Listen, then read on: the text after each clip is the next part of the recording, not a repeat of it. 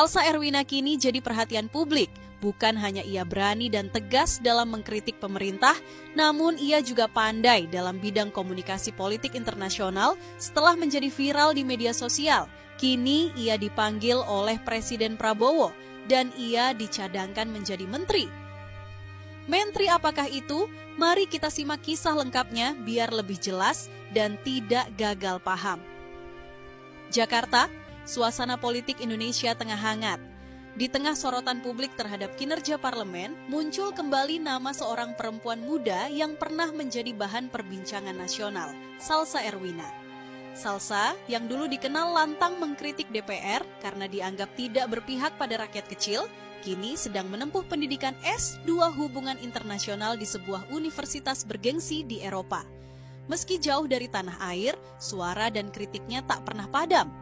Ia aktif menulis opini di media internasional, menghadiri forum-forum mahasiswa dunia, dan kerap menjadi pembicara yang menyuarakan keadilan sosial bagi Indonesia.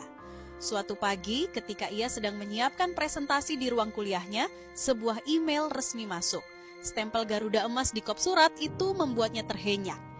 Email tersebut berasal dari Sekretariat Negara Republik Indonesia. Isinya, Presiden Prabowo Subianto meminta dirinya hadir di Istana Negara Jakarta minggu depan.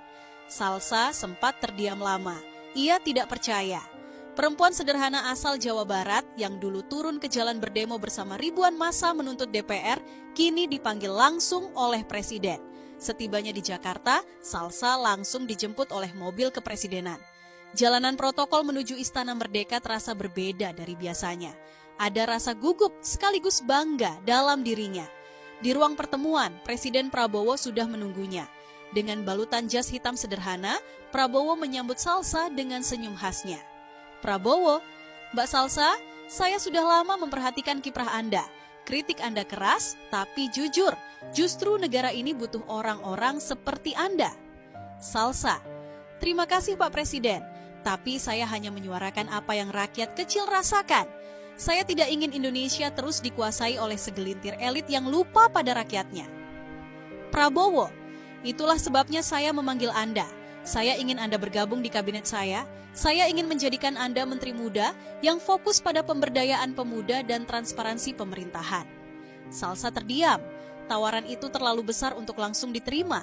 Ia merasa masih muda, masih belajar, dan tidak ingin kekuasaan mengubah idealismenya.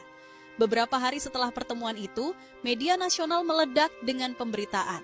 Presiden Prabowo tawarkan jabatan menteri untuk aktivis muda Salsa Erwina. Reaksi publik pun beragam.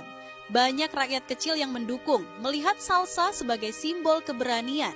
Namun, dari kalangan DPR, sebagian politisi merasa tersinggung. Mereka menilai, bagaimana mungkin seorang yang dulu mengkritik DPR habis-habisan kini justru diberi posisi strategis oleh Presiden? Bahkan ada beberapa elit partai yang terang-terangan menyerang Salsa di media.